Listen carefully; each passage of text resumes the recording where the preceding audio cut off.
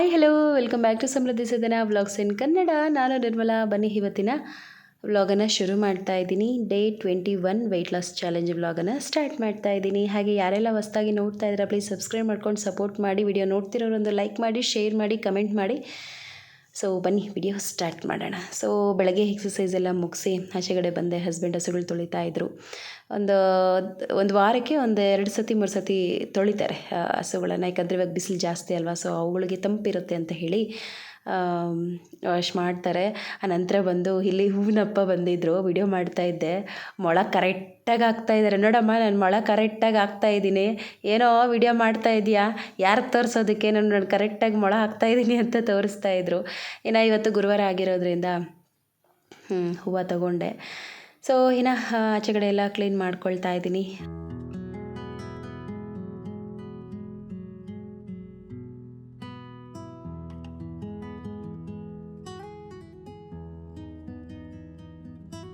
ಇನ್ನು ಮಾರ್ನಿಂಗ್ ನಾನು ಹ್ಯಾಶ್ಕರ್ಡ್ ಜ್ಯೂಸನ್ನು ತೊಗೊಳ್ತಾ ಇದ್ದೀನಿ. ಮಾರ್ನಿಂಗ್ ಅಂದರೆ ಒಂದು 9:30 ಆಗಿತ್ತು. ಮಕ್ಕಳನ್ನೆಲ್ಲ ಸ್ಕೂಲ್ಗೆ ಕಳಿಸಿ ಆನಂತರ ನಾನು ಹ್ಯಾಶ್ಕರ್ಡ್ ಜ್ಯೂಸನ್ನು ತೊಗೊಳ್ತಾ ಇರೋವಂಥದ್ದು.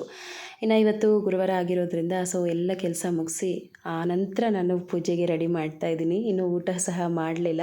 ನಾನು ಯಾವಾಗಲೂ ಹೇಳ್ತಿರ್ತೀನಿ, ಊಟ ಮಾಡಿಬಿಟ್ಟು ಆಮೇಲೆ ಕೆಲಸ ಮಾಡಿ ಅಂತ ಹೇಳಿ. ಸೊ ಇವತ್ತು ಗುರುವಾರ ಆಗಿರೋದ್ರಿಂದ ಸೊ ಯಾವಾಗಲೂ ಸ್ವಲ್ಪ ಖಾಲಿ ಹೊಟ್ಟೆಯಲ್ಲಿ ನಾನು ಪೂಜೆ ಮಾಡೋ ಅಂಥದ್ದು. ಸೊ ಅದಕ್ಕೋಸ್ಕರ ಇವಾಗ ಪೂಜೆ ಮಾಡ್ತಾಯಿದ್ದೀನಿ.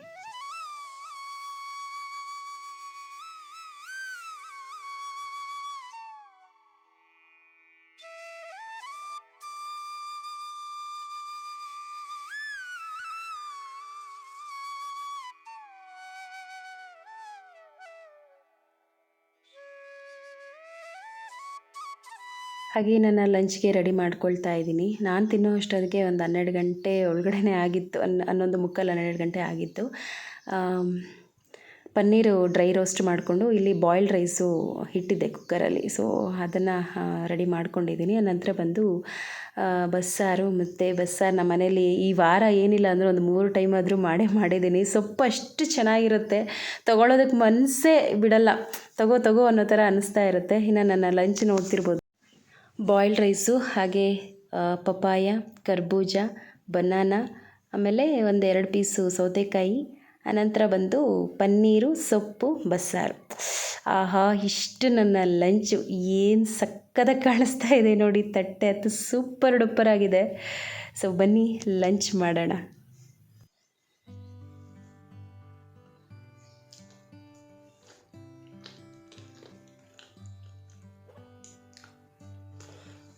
ಬಾಳೆಹಣ್ಣು ದೇವ್ರ ಹತ್ರ ಇಟ್ಟಿದ್ದೆ, 2 ಬಾಳೆಹಣ್ಣು. ಏನು ಸಕ್ಕತ್ತಾಗಿ ಹಣ್ಣಾಗಿದೆ ಅಂದರೆ ಆ ದೇವ್ರ ಹತ್ರ ಇರೋ ಬಾಳೆಹಣ್ಣು ತಿನ್ನೋದಕ್ಕೆ ಒಂಥರ ಖುಷಿ. ಸಕ್ಕತ್ತಾಗಿರುತ್ತೆ ತಿನ್ನೋದಕ್ಕೆ. ಫುಲ್ ಎಲ್ಲ ಚುಕ್ಕೆ ಬಂದಿರುತ್ತೆ ಬಾಳೆಹಣ್ಣು.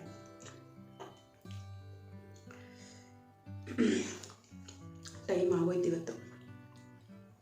ಆಗಲೇ 12 ಗಂಟೆಗೆ ಇನ್ನಂತ 5 ನಿಮಿಷನ ಇದೆ. ಇವತ್ತು ಗುರುವಾರ ಅಲ್ವಾ, ಸ್ವಲ್ಪ ಖಾಲಿ ಹೊಟ್ಟೆಲ್ಲ ಪೂಜೆ ಮಾಡೋಣ ಅಂತ ಹೇಳಿ ಎಲ್ಲ ಕೆಲಸ ಮುಗಿಸ್ಬಿಟ್ಟು ಇವಾಗ ಪೂಜೆ ಎಲ್ಲ ಮಾಡಿಬಿಟ್ಟು ಇವಾಗ ತಿಂತಾಯಿದ್ದೀನಿ. ಇವಾಗಾದರೂ ಒಂದೊಂದ್ಸತಿ ಆ ಥರ ಆಗುತ್ತೆ, ಏನು ಮಾಡೋಕ್ಕಾಗಲ್ಲ. ಇಲ್ಲಿಂದ ಹೋಗ್ತೀನಲ್ಲ ಮಗುನ ಕರ್ಕೊಂಬರೋದಕ್ಕೆ, ವಾಕ್ ಮಾಡ್ಕೊಂಡು ಹೋದರೆ ಸ್ವಲ್ಪ ಜೀರ್ಣ ಆಗುತ್ತೆ.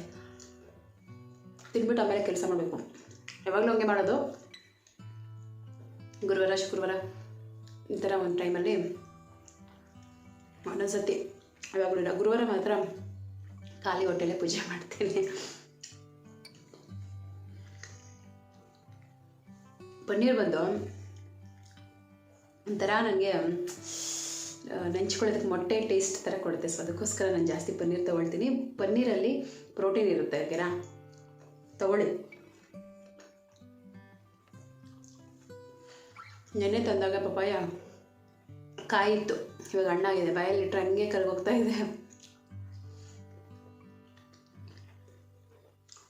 ಮಗಳ ಸ್ಕೂಲಲ್ಲಿ ಹೋಳಿ, ಇವತ್ತು ಹೋಳಿ ಹೋಗಿದ್ದಾಳೆ. ಕೆಮ್ಮಿದೆ, ಬಟ್ ಅವಳು ಕೇಳ್ತಾ ಇಲ್ಲ, ಬೇಡ ಬೇಡ ಅಂದ್ರೂ ಅಳ್ತಾಳೆ, ನಾನು ಹೋಗಬೇಕು, ನಾನು ಆಡಬೇಕು ಅಂತ. ಸರಿ ಏನಾದರೂ ಮಾಡ್ಕೊ ಹೋಗು ಅಂತ ಕಳಿಸಿದ್ವಿ.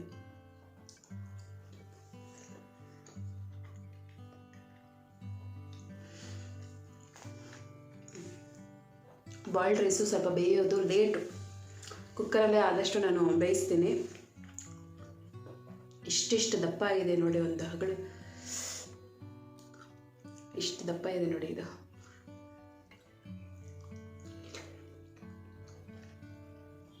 ಬಸ್ಸಾರು ವಾರದಲ್ಲಿ ಸುಮಾರು ಒಂದು 3 ಸತಿ ಮಾಡಿದ್ದೀನಿ ನಾನು ಬಸ್ಸಾರು. ಏನೋ ಗೊತ್ತಿಲ್ಲ, ನಮ್ಮ ಮನೇಲಿ ಸೊಪ್ಪು ಅಂದರೆ ಪ್ರಾಣ ಎಲ್ಲರಿಗೂ. ನೋಡಿದ ತಕ್ಷಣ ತೊಗೋಬೇಕು ಅಂತ ಅನಿಸುತ್ತೆ. ನಿನ್ನೆ ಎಲ್ಲನೂ ಸೊಪ್ಪೆ. ಸೊಪ್ಪು ತಿಂದಷ್ಟು ಬ್ಲಡ್ ಚೆನ್ನಾಗಿ ನಮಗೆ ಇಂಪ್ರೂವ್ ಆಗುತ್ತೆ. ಏನು ಹಾಕಿಲ್ಲ ಇವತ್ತು, ಬರೀ ಸಬ್ಬಕ್ಕಿ ಸೊಪ್ಪು ಮಾತ್ರ ಹಾಕ್ಬಿಟ್ಟು ಸ್ವಲ್ಪ ಬೇಳೆ ಹಾಕ್ಬಿಟ್ಟು ಮಾಡಿದ್ದೀನಿ ಅಷ್ಟೇ. ಬೇಳೆ ರಸ ಮಾಡೋಣ ಅಂತ ಅಂದ್ಕೊಂಡೆ, ಅಂದರೆ ಹೇಗೆ ಒಬ್ಬಟ್ಟು ರಸ. ಇನ್ನೇನು ಹಬ್ಬ ಬರ್ತಿದೆಯಲ್ಲ, ತಿನ್ನಬೇಕು ಅಂತ ಅನಿಸ್ತಾ ಇದೆ. ನೋಡೋಣ, ಮಾಡ್ತೀನಿ. ಓಕೆ, ನಾನು ತಿನ್ಬಿಟ್ಟು ಸಿಗ್ತೀನಿ. ಖಾಲಿ ಮಾಡಿ.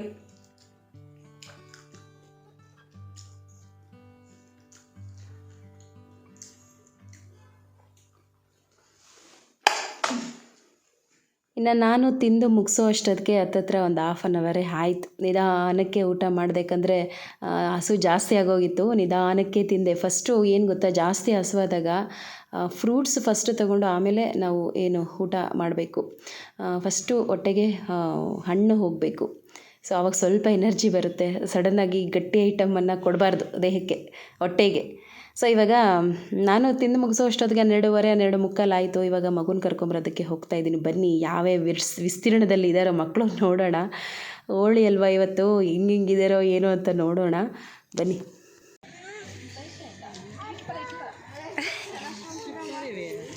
స్లిప్పర్ లేదు, గాయం చేసుకోండి కాలు.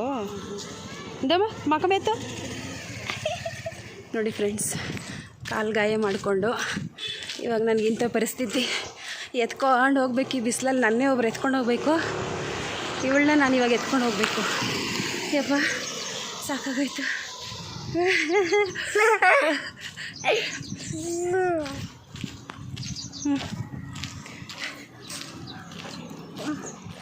ಅಲ್ಲಿಂದ ಒತ್ಕೊಂಡು ಬಂದಿದ್ದಾಯಿತು. ಕಾಲು ಗಾಯ ಮಾಡ್ಕೊಂಬಿಟ್ಟು ನಡೆಯೋಕ್ಕಾಗ್ತಿಲ್ಲ. ರೋಡಲ್ಲಿ ಕಲ್ಲು ಅದೆಲ್ಲ ಕಾಲಿಗೆ ಚುಚ್ಚುತ್ತವೆ. ನನಗೆ ಬೇಡ, ನಾನು ಎತ್ಕೋ ಅಂತ ಹೇಳೋದು ಸರಿ ಅಂದ್ಬಿಟ್ಟು ಎತ್ಕೊಂಡು ಅಲ್ಲಿಂದ ಒತ್ಕೊಂಡು ಬಂದೆ. ತಿಂದಿದ್ದೆಲ್ಲ ಅಲ್ಲೇ ಜೀರ್ಣ ಆಗೋಯ್ತು. ಇನ್ನು ಅವಳು ಫುಲ್ಲು ಟಯರ್ಡಾಗಿ ಹೋಗ್ಬಿಟ್ಟಿದ್ಲಪ್ಪ. ಒಂಥರ ಅವಳಿಗೆ ಹುಷಾರಿಲ್ವಲ್ಲ, ಕೆಮ್ಮು ನೆಗಡಿ, ತುಂಬಾ ಟಯರ್ಡಾಗಿ ಹೋಗ್ಬಿಟ್ಟಿದ್ಲು. ಇನ್ನು ಬಂದಿದ್ದ ತಕ್ಷಣ ಸ್ನಾನ ಮಾಡಿಸ್ದೆ. ಬೆಳಗ್ಗೆ ಏನು ಸ್ನಾನ ಮಾಡಿಸಿರ್ಲಿಲ್ಲ, ಹಂಗೆ ಕಳಿಸಿದ್ದೆ. ಮತ್ತೆ ಬಂದು ಸ್ನಾನ ಮಾಡ್ಕೊಳ್ಳಿ ಅಂತ ಹೇಳಿ. ಹೇಗಿದ್ದರೂ ಎಲ್ಲ ಬಳ್ಕೊಂಬರ್ತಾಳೆ, ಮತ್ತೆ ಮಾಡಿಸೋಣ ಅಂತ ಹೇಳ್ಬಿಟ್ಟು ಹಂಗೆ ಕಳಿಸಿದ್ದೆ. ಇವಾಗ ಸ್ನಾನ ಮಾಡಿಸಿ ನೋಡ್ತಿರ್ಬೋದು, ಇನ್ನೂ ಸ್ವಲ್ಪ ಹಾಗೆ ಇದೆ, ಹೋಗಲಿಲ್ಲ ಆ ಒಂದು ಹೋಳಿ ಕಲರು. ಸೊ ಸ್ನಾನ ಮಾಡಿ ರೆಡಿ ಮಾಡಿಸ್ದೆ. ಓಕೆ, ಹಾಗೆ ಗೊತ್ತಿದೆ. ಫೋಟೋಸ್ ನೋಡ್ತಾಯಿದ್ದೆ, ಮದುವೆ ಫೋಟೋಸ್. ಬನ್ನಿ ನಿಮಗೂ ತೋರಿಸ್ತೀನಿ. ಎಂಗೇಜ್ಮೆಂಟ್ ಫೋಟೋಸ್ ನೋಡ್ತಾ ಇದ್ದೀನಿ, ಮದುವೆ ಫೋಟೋಸ್ ಎಲ್ಲ. ಎಷ್ಟು ಸಣ್ಣ ಇದ್ದೀನಿ ಗೊತ್ತಾ ಅದರಲ್ಲಿ. ನಾನು ನೋಡಿಕೊಂಡ್ರೆ ನನಗೆ ಒಂಥರ ಅನಿಸುತ್ತೆ, ಎಷ್ಟು ಸಣ್ಣ ಇದ್ದೀನಿ. ಬನ್ನಿ ತೋರಿಸ್ತೀನಿ. ತುಂಬಾ ಇಷ್ಟ ಈ ಫೋಟೋಸು. ಏನು ಸಕ್ಕತ್ತಾಗಿ ಬಂದಿದ್ದಾವೆ ನೋಡಿ. 3 ಫೋಟೋ ಇದ್ದಾವೆ. ಈ ಫೋಟೋ ತುಂಬ ಇಷ್ಟ ಆಯಿತು ನನಗೆ. ಎಷ್ಟು ಚೆನ್ನಾಗಿ ಬಂದಿದೆ ನೋಡಿ ಈ ಫೋಟೋಸು. ಈ ಫೋಟೋಸು ಅಷ್ಟೇ.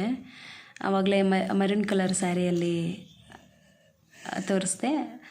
ಇದು ಬ್ಲೂ ಕಲರ್, ನನ್ನ ಫೇವ್ರೇಟ್ ಕಲರ್. ಇದು ಬಂದು ನಮ್ಮಮ್ಮ ಅವ್ರು ಇಟ್ಟಿರೋ ಅಂಥ ಸ್ಯಾರಿ ಇದು. ಇಷ್ಟು ಸಣ್ಣ ಇದ್ದೀನಿ ನೋಡಿ. ಇಷ್ಟು ಸಣ್ಣ ನಾನು ಯಾವಾಗ ಆಗೋದು? ನಾನು ಇದರಲ್ಲಿ ಚೆನ್ನಾಗಿದೆ. ಈಗಲೆಲ್ಲ ಗೊತ್ತಾ, ಮುದ್ದೆ, ಕಾಳು ಸಾರು, ಅನ್ನ, ರಸಮ್ಮು, ಮತ್ತು ಇದು ವಡೆ, ಹಪ್ಪಳ, ಇವೆಲ್ಲ ಅಮ್ಮನೇ ಮಾಡಿರೋವಂಥದ್ದು.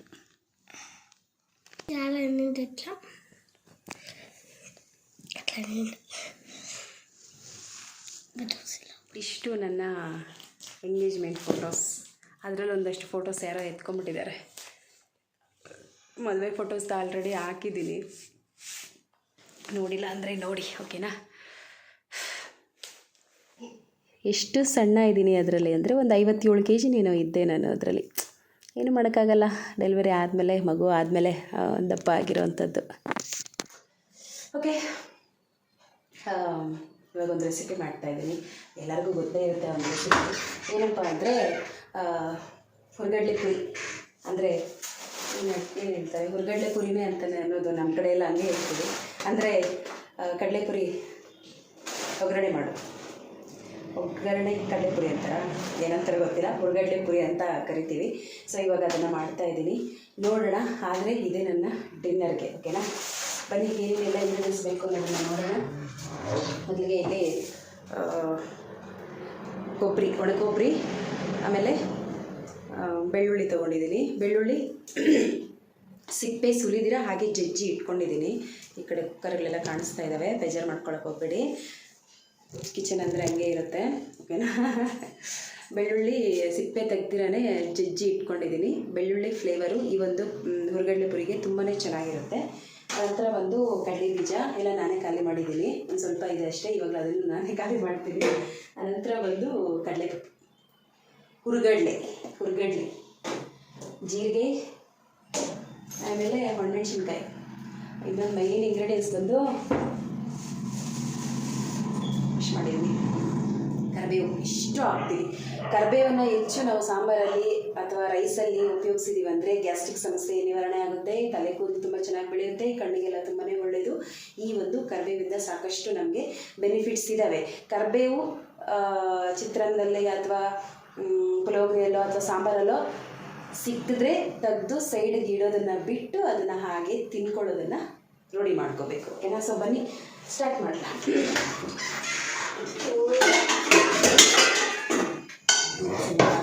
ದಡಬಡ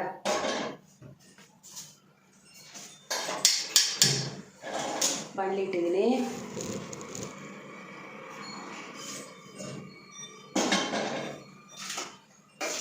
ಕಾಫಿಗೆ, ಟೀಗಂತೂ ಸೂಪರಾಗಿರುತ್ತೆ ಒಂದು ಹುರ್ಗಡ್ಲೆ ಪುರಿ. ಎಣ್ಣೆ ಹಾಕ್ಕೊಳ್ತೀನಿ. ಉಂಡಲ್ ಇದು ಬುರ್ಗುಳು చేస్తాను. ಬುರ್ಗುಳು. ನಮ್ಮ ಮಗಳು ಈಗ ತಾನೇ ಮಲಗಿದ್ದು, ಅಲ್ಲ ಆವಾಗಲೇ ಮಲಗಿದ್ಲು, ಈಗ ತಾನೇ ಎದ್ದು ಬಂದಿದ್ದಾಳೆ. ಫ್ರೆಂಚ್ ಫ್ರೈ ವಾವ್, ನಾಳೆ ಪ್ಲೀಸ್. ಹೌದು, ಎಣ್ಣೆ ಹಾಕ್ಕೊಳ್ತಾ ಇದ್ದೀನಿ.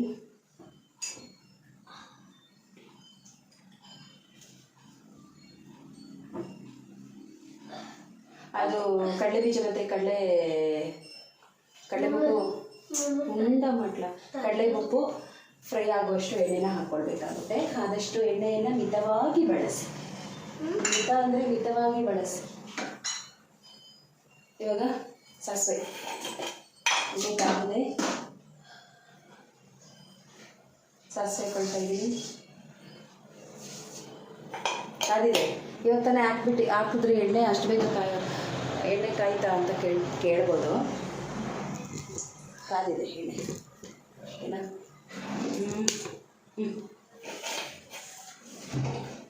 ಆಮೇಲೆ ಬಂದು ಜೀರಿಗೆ 2 ಚಿಟಪಟ ಅಂತ ಸಿಡಿಲಿ.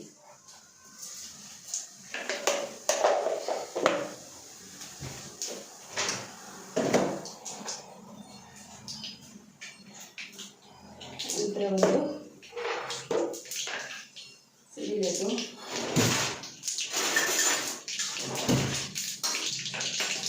ಇವಾಗ ಕಡಲೆಬೀಜ ಹಾಕ್ಕೊಳ್ತಾ ಇದ್ದೀನಿ.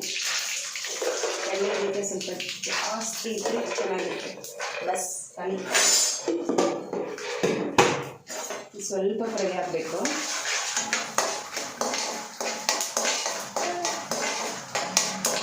ನಾನು ಮಾತಾಡೋ ಭಾಷೆ ನಿಮ್ಗೆ ಏನಾದರೂ ಅಂದರೆ ನಾನು ಮಾತಾಡೋಂಥ ಭಾಷೆ ಲ್ಯಾಂಗ್ವೇಜ್ ಏನು ಕನ್ನಡ, ನಾವು ತೆಲುಗು ಮಾತಾಡಿ ಅದು ಕನ್ನಡ ಒಂದೊಂದ್ಸತಿ ಟ್ರಾನ್ಸ್ಲೇಷನ್ ಮಾಡೋಕ್ಕಾಗೋದಿಲ್ಲ.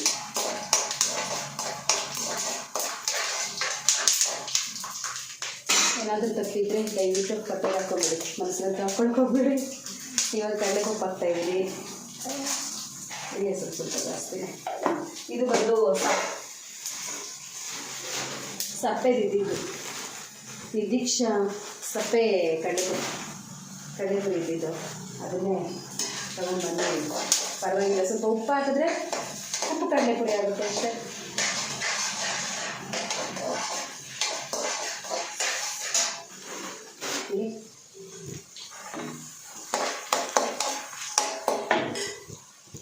ಇವಾಗ ಫ್ರೈ ಆಗಲಿ ಅನಿಸುತ್ತೆ.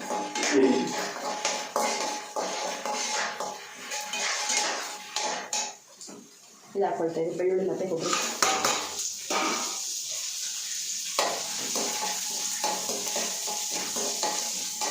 ನಂತರ ಬೆಳ್ಳುಳ್ಳಿ ಹಾಕಿದ ತಕ್ಷಣ ಘಮ ಘಮ ಘಮ ಅಂತ ಬರ್ತಾ ಇದೆ ಸ್ಮೆಲ್.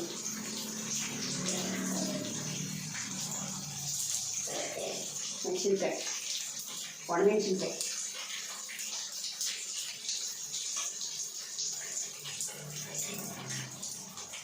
ಕರಿಬೇವು ಹಾಕ್ತೀನಿ.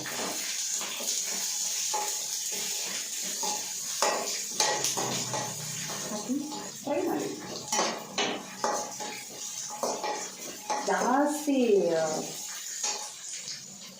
ಬೆಳ್ಳುಳ್ಳಿ ಫ್ರೈ ಆಗಬಾರ್ದು, ಸ್ವಲ್ಪ ಹಸಿಯಾಗಿ ಇರಬೇಕು. ತಿನ್ನೋದು ಸೂಪರಾಗಿರುತ್ತೆ. ಎಣ್ಣೆಗೆ ಫ್ರೈ ಆಗಿರೋಂಥ ಬೆಳ್ಳುಳ್ಳಿ ಎಷ್ಟು ಚೆನ್ನಾಗಿರುತ್ತೆ ಗೊತ್ತಾ ತಿನ್ನೋದಕ್ಕೆ.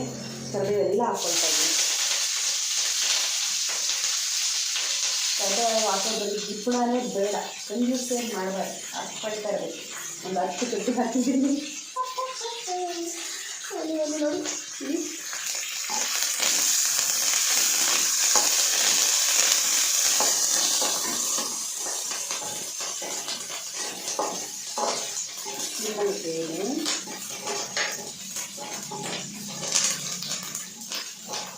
ಇವಾಗ ಲೆಮನ್, ಯಾವಾಗಲೂ ನೆನೆನ ಯಾವಾಗಲೂ ಇಟ್ಟಿದ್ದೀನಿ, ಬರ್ಕೊಂಡಿವೆ.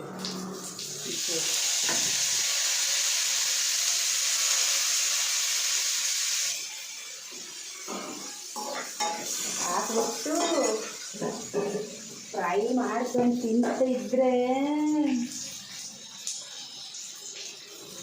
ಸ್ವಲ್ಪ ಉಪ್ಪು, ರುಚಿಗೆ ತಕ್ಕಷ್ಟು ಉಪ್ಪು ಸ್ವಲ್ಪ ಜಾಸ್ತಿನೇ ಹಾಕ್ಕೊಂಡಿದ್ದೀನಿ. ಅದು ಸಪ್ಪೆ ಕಡಲೆಪುರಿ ಅಲ್ವಾ, ಅದಕ್ಕೆ. ಆಮೇಲೆ ಎಲ್ಲ ಅಲ್ಲಲ್ಲಿ ಇಟ್ಟು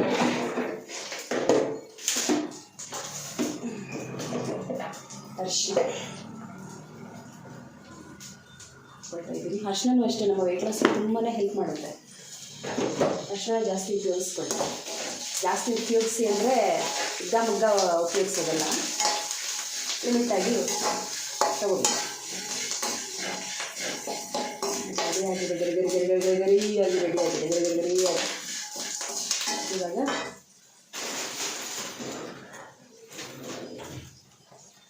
ಎಲ್ಲೆಲ್ಲ ಹಾಕಿದೀವೋ ನನಗೆ ಗೊತ್ತಿಲ್ಲ, ಚಾಕು ಎಲ್ಲೋ ಮಿಸ್ ಆಗಿದೆ. ಇವಾಗ ಕಡಲೆಪುರಿ ಹಾಕ್ಕೊಳ್ತಾ ಇದ್ದೀನಿ.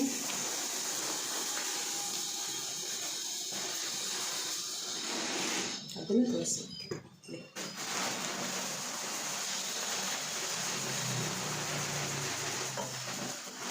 ಒಂದು ಬಾಕ್ಸ್ಗೂ ಹಾಕಿ ಇಟ್ಕೋಬೋದು, ಒಂದು ವಾರದ ಒಳಗಡೆ ಖಾಲಿ ಮಾಡ್ಕೋಬೇಕು. ಇಲ್ಲ ಅಂದರೆ ಇದು ಸ್ಲಿಮ್ಮಲ್ಲಿ ಇಟ್ಟಿದ್ದೀನಿ. ಸ್ಲಿಮ್ಮಲ್ಲಿ ಇಟ್ಕೊಂಡು ಈ ರೀತಿ ಚೆನ್ನಾಗಿ ಮಿಕ್ಸ್ ಮಾಡ್ತಾಯಿದ್ದೆ. ಆ ಥರ ಎಲ್ಲ ಚೆಲ್ಲಬಾರ್ದು, ಓಕೆನಾ? ಈ ಥರ ಎಲ್ಲ ಚೆಲ್ಲಬಾರ್ದು. ಬಿದ್ದಿರೋದನ್ನು ಅದನ್ನ ಹಂಗೆ ಎತ್ತಾಕೋಬೇಕು.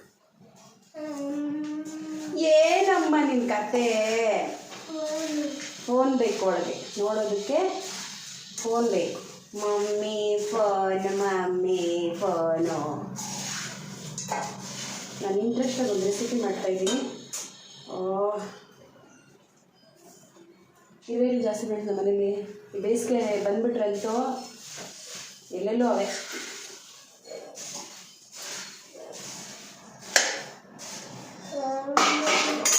ಇದೆಯಲ್ಲ ನಮ್ಮ ಹೋಲ್ಡ್ ಸ್ಟೈಲ್.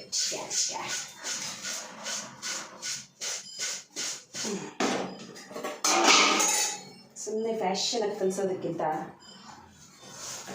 ಆ ರೀತಿ ಇದು ಮಾಡಿಕೊಂಡ್ರೆ ಕೆಳಗಡೆ ಇವೆಲ್ಲ ಮೇಲ್ಗಡೆ ಬರ್ತಾರೆ ಅಷ್ಟೇ.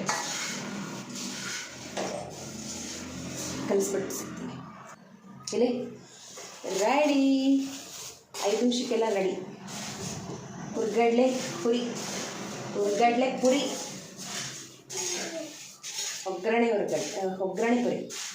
ಏನು ಹೇಳ್ತಾರ. ಸ್ಲಿಮ್ಮಲ್ಲಿ ಇಟ್ಬಿಟ್ಟು ಈ ಥರ ಚೆನ್ನಾಗಿ ಇದನ್ನು ಒಂದು 2 ನಿಮಿಷ ಈ ರೀತಿ ಕೈ ಆಡಿಸ್ತಾಯಿದ್ರೆ ಗರಿ ಆಗಿರುತ್ತೆ ತಿನ್ನೋದಕ್ಕೆ. ಕರುಮ್ ಅಂತ ಇರುತ್ತೆ. 4 ಗಂಟೆ ಆಯಿತು.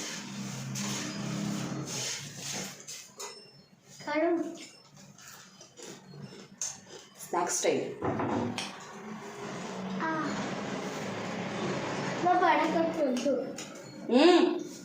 ಕಡೆ ತಿನ್ನಲ್ಲ.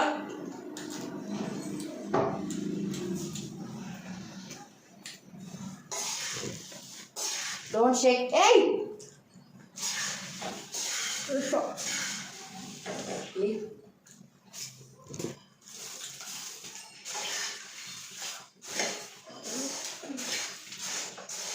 ನನ್ನ ಖಾರ ಸಾಕಾಗ್ತಾ ಇಲ್ಲ.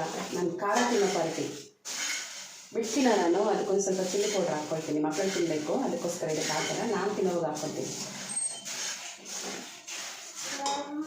ತಿನ್ಬಿಟ್ಟು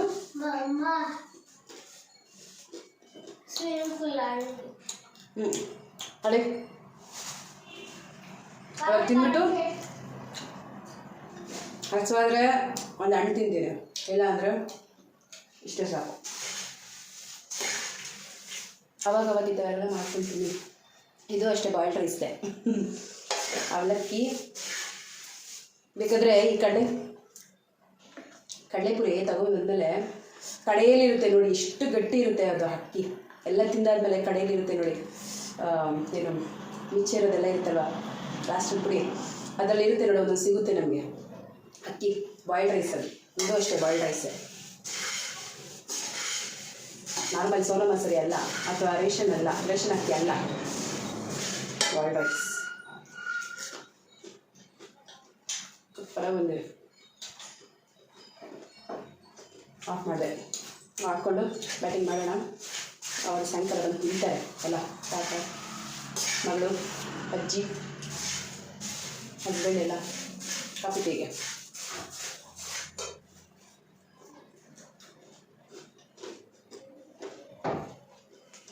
ಹೇಳಿ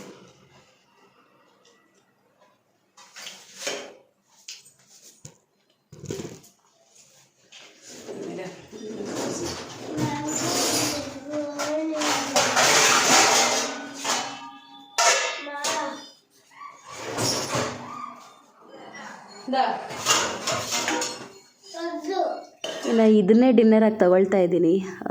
ಮತ್ತು ನಾನು ಇನ್ನೇನು ತೊಗೊಂಡಿಲ್ಲ, ಇದನ್ನೇ ಡಿನ್ನರ್ ಥರ ತಗೊಳ್ತಾ ಇದ್ದೀನಿ. ಸ್ವಲ್ಪ ಜಾಸ್ತಿನೇ ಹಾಕ್ಕೊಂಡೆ, ಓಕೆನಾ? ಯಾಕೆಂದರೆ ಕಡಲೆಪುರಿ ಎಷ್ಟಾಗುತ್ತೆ ಎಲ್ಲ ಒಂದು ಕಿವುಚ್ಬಿಟ್ರೆ ಒಂದು ಕೈ ಹಿಡಿಯೋ ಆಗೋಷ್ಟು ಕೂಡ ಆಗೋದಿಲ್ಲ. ತಿಂದೆ ಅಪ್ಪ ಅದನ್ನೇ. ಮತ್ತು ನಾನು ನೈಟ್ಗೇನು ಊಟ ಎಲ್ಲ ಏನೂ ತೊಗೊಂಡಿಲ್ಲ. ಅದೇ ನನಗೆ ಸುಮಾರು ಒಂದು 9 ಗಂಟೆವರೆಗೂ ಒಂಥರ ಹೊಟ್ಟೆ ತುಂಬ ಅಷ್ಟು ಥರ ಅನ್ನಿಸ್ತಾ ಇತ್ತು. ಯಾಕೆ ತಿಂದ್ಬಿಟ್ಟೆ ಅನ್ನೋ ಥರ ಅನ್ನಿಸ್ಬಿಡ್ತು ನನಗೆ. ಇದಾಗಿತ್ತು ಇವತ್ತಿನ ವಿಡಿಯೋ. ಈ ವಿಡಿಯೋ ಇಷ್ಟ ಆದರೆ ಪ್ಲೀಸ್ ಲೈಕ್ ಮಾಡಿ, ಶೇರ್ ಮಾಡಿ, ಕಮೆಂಟ್ ಮಾಡಿ. ಹಾಗೆ ಹೊಸಬರು ನೋಡ್ತಿರೋರು ಪ್ಲೀಸ್ ಸಬ್ಸ್ಕ್ರೈಬ್ ಮಾಡ್ಕೊಂಡು ಸಪೋರ್ಟ್ ಮಾಡಿ. ಮತ್ತಷ್ಟು ಇಂಟ್ರೆಸ್ಟಿಂಗ್ ವಿಡಿಯೋಗಳೊಂದಿಗೆ ಖಂಡಿತವಾಗ್ಲೂ ಭೇಟಿ ಆಗ್ತೀನಿ. ಅಲ್ಲಿವರೆಗೂ thank you for the watching. Bye bye.